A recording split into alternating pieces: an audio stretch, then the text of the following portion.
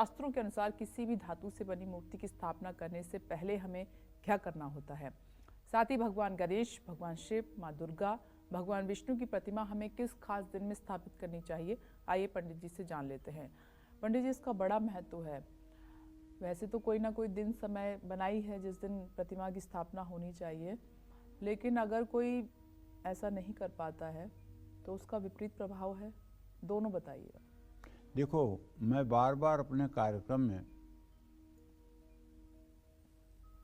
जब से कार्यक्रम शुरू हुआ है, ये बार बार कहता हूँ, कर्मकांड जो है दुधारू तलवार है। अगर ये सीधा चला तो लक्ष्य को भेदेगा, और अगर उल्टा चल गया तो आपको ही मारेगा। लेकिन आप कई बार ये भी कहते हैं कि अगर किसी को ज्ञान नहीं है तो आप शुद्धिकरण के साथ सच्चे मन से आप कर लीजिए। देखो, जब तक बच्चा अपना और पराया नहीं पहचानता है, तब तक मल से युक्त बच्चे को भी माँ गोद में उठा लेती है। लेकिन जब बच्चा समझदार हो जाए और ज्ञानी हो जाए और उसके बाद कोई गलती करे तो माँ का वो भाव बच्चे के प्रति नहीं रहेगा। बिल्कुल। तो मेरे कहने का मतलब है कि अगर आप अबोध और अज्ञान हैं तब तो कोई बात नहीं, भगवान आपको सब माफ कर देंगे। सबरी ने जूठे बैर खिलाया तो भगवान ने खा लिया, विदुरानी ने केले का छिलका खिलाया तो भगवान ने खा लिया। वही ज्ञान से युक्त दुर्योधन ने 56 प्रकार का मेवा अहंकार के वशीभूत होकर खिलाना चाहा तो भगवान ने ठोकर मार दी। कहने का मतलब यह है कि भगवान भाव के भूखे हैं। लेकिन आजकल क्या हो रहा है विपनेश, कलिमल ग्रसे धर्म सब, लुप्त भये सदग्रंथ, दम्भिन निजमति कल्पिकर प्रगट किए बहुपंथ। ये कलयुग जो है, कलिकाल का मलाल ऐसा है कि इसने सदग्रंथों को लोप करके और अपने अपने दिमाग से पाखंड की रचना करके लोग अपना अपना विज्ञान चला रहे हैं। लेकिन अब इसकी जगह नहीं है, रामराज आ गया है।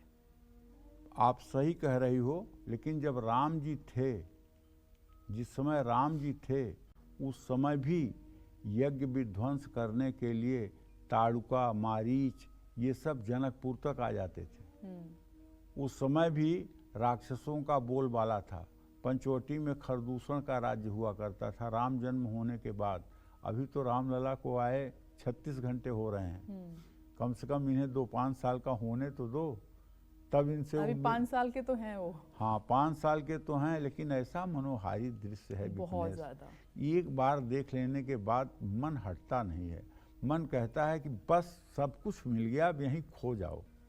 मतलब मैं क्या बताऊं, भगवान राम की तो ये पूरी सृष्टि ही अकल्पनीय है, लेकिन जिसने उनकी मूर्ति को बनाया है, मैं तो उसको हृदय से साधुवाद देना चाहूँगा। अरुण योगीराज जी, गजब गजब गजब।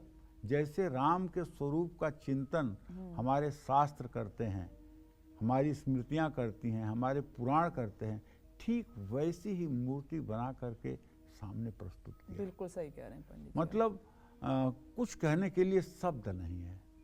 बस ये होता है कि एक टक देखते रहो, एक टक देखते रहो। और हमारा तो सौभाग्य था कि जब रामलला की प्राण प्रतिष्ठा हो रही थी तो यहाँ हम लाइव कार्यक्रम कर रहे थे कि मोदी जी क्या क्या कर रहे थे, हम अपने दर्शकों को बता रहे थे। ये तो मेरा सौभाग्य था कि अप्रत्यक्ष रूप से ही सही मुझे भी जुड़ने का अवसर थोड़ा सा सौभाग्य मुझे भी प्राप्त हुआ। उस दिन कालचक्र किया मैंने आपके साथ। जी पंडित। तो वराह पुराण के अनुसार किसी भी धातु से बनी मूर्ति की स्थापना करने से पहले व्यक्ति को उस मूर्ति के सामने 4 पात्र जरूर रखने चाहिए।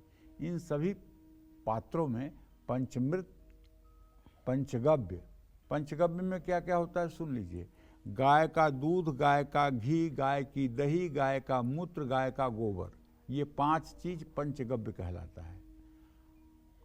अमृत, चंदन और शहद, ये सब चीजें होनी चाहिए।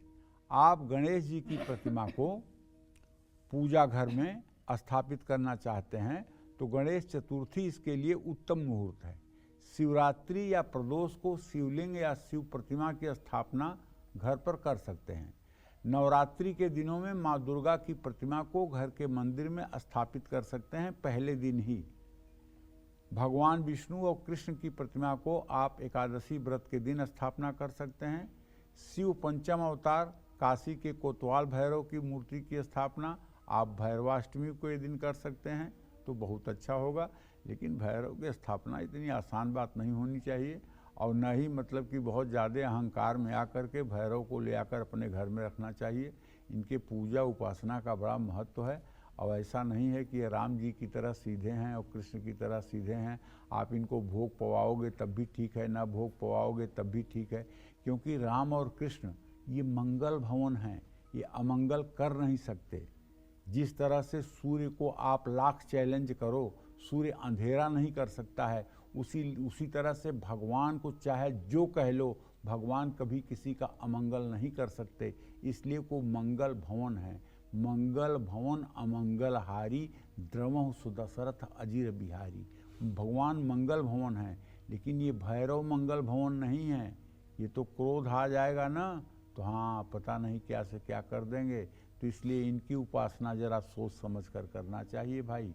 ज़्यादा अच्छा होगा कि इनकी पूजा आप, इनकी उपासना आप जाकर मंदिर में ही कर लीजिए। यही कल्याणकारक मार्ग मेरे समझ में आता है। आगे जैसी प्रभु इच्छा, आगे जैसा आपका भाग्य। जय मां विंध्यवासिनी।